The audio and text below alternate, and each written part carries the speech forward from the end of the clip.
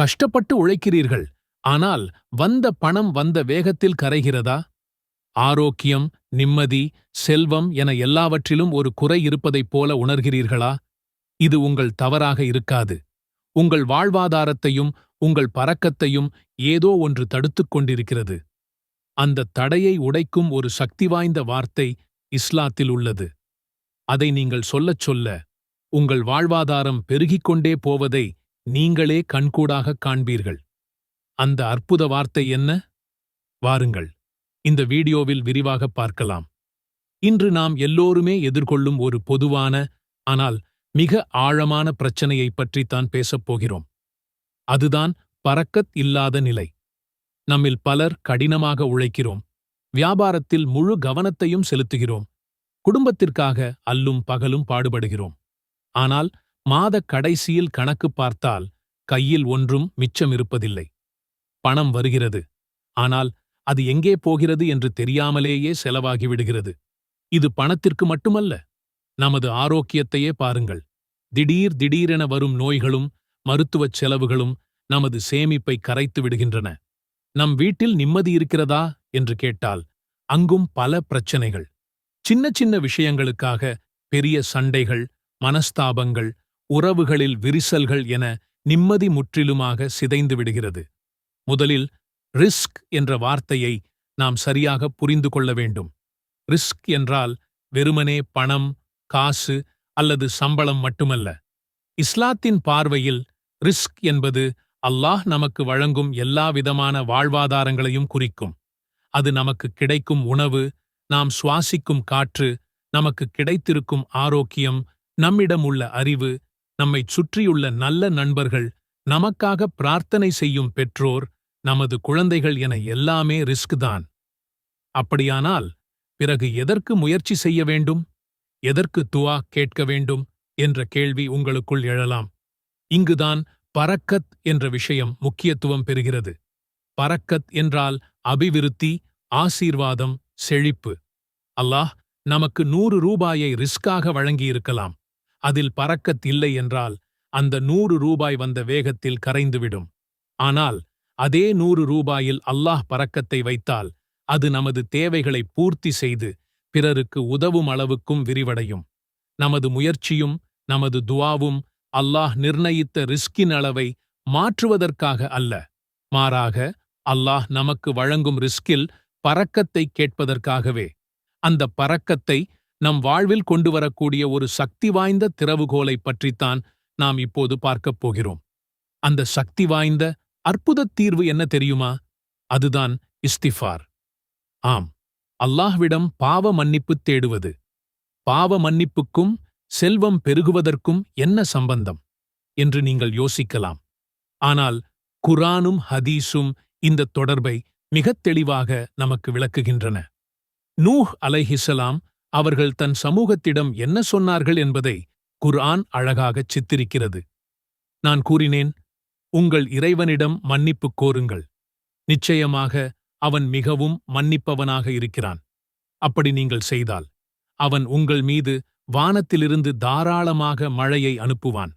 மேலும் அவன் உங்களுக்கு செல்வங்களையும் பிள்ளைகளையும் கொண்டு உதவுவான். உங்களுக்காக தோட்டங்களையும் உருவாக்குவான். உங்களுக்காக ஆறுகளையும் உருவாக்குவான். சுப்ஹானல்லாஹ்!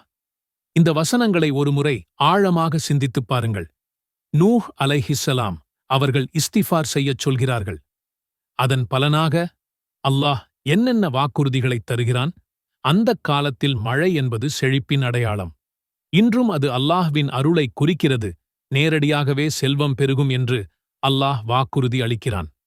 குழந்தை பாக்கியம் இல்லாதவர்களுக்கு அந்த பாக்கியம் கிடைக்கும். இருக்கும் பிள்ளைகள் நமக்கு உதவியாகவும் கண் குளிர்ச்சியாகவும் இருப்பார்கள்.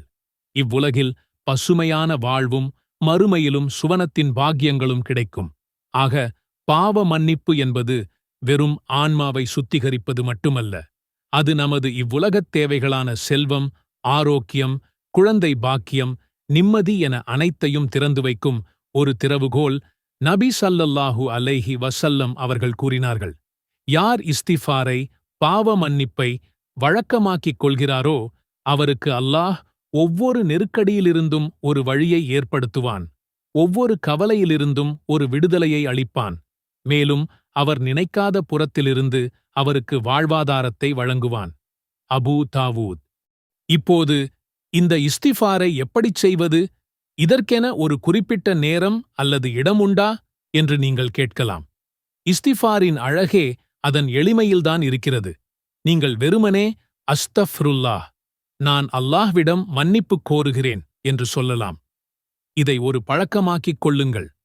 5 நேரத் தொழுகைக்குப் பிறகும், குறிப்பாக ஃபஜ்ருக்கு முன் தஹஜ்ஜத் நேரத்திலும், வேலை செய்யும்போது, வாகனம் ஓட்டும்போது, சமையல் செய்யும்போது, இரவில் படுக்கைக்குச் செல்லும் முன், இப்படி எல்லா நேரங்களிலும் உங்கள் நாவு இஸ்திஃபாரில் ஈரமாக இருக்கட்டும். சுப்ஹானல்லாஹி வ பிஹம்திஹ், சுப்ஹானல்லாஹில் அலீம். கொஞ்சம் யோசிச்சுப் பாருங்க. நம்ம துஆக்கள் ஏன் சில சமயம் தடைபடுது? நம்ம வாழ்க்கையில ஏன் பரக்கத் குறையுது? அதுக்கு ஒரு முக்கியமான காரணம் நாம தெரிஞ்சும் தெரியாமலும் செய்யற பாவங்கள்தான். அந்த பாவங்கள் ஒரு திரை மாதிரி நமக்கும் அல்லாஹ்வோட அருளுக்கும் நடுவுல வந்து நிக்குது. அந்த திரையை நீக்கக்கூடிய ஒரு சக்தி வாய்ந்த ஆயுதம்தான் இஸ்திஃபாருங்கிற பாவ மன்னிப்பு. அல்லாஹ் குர்ஆன்ல சொல்றான், பாவ மன்னிப்பு செய்து மீள்பவர்களை நான் ரொம்ப நேசிக்கிறேன்னு. வெள்ளிக்கிழமை அன்னைக்கு நாம் அதிகமா அஸ்தஃப்ருல்லாஹ் அஸ்தஃப்ருல்லாஹ்னு சொல்லிட்டே இருக்கும்போது நம்ம உள்ளம் சுத்தமாகுது, பாவக்கரைகள் நீங்குது. எப்போ சொல்றது? சலவாத்து மாதிரியே இதையும் நாள் முழுக்க சொல்லலாம். குறிப்பா நாம் அடுத்து பார்க்க போற துஆக்கள் அங்கீகரிக்கப்படுற அந்த பொன்னான நேரத்துல இந்த இஸ்திஃபாரை அதிகமா செஞ்சுட்டு உங்க தேவைகளை கேளுங்க. ஒரு தடவை நீங்க சலவாத்து சொன்னா அல்லாஹ் உங்க மேல 10 தடவை அருள் புரிகிறான்.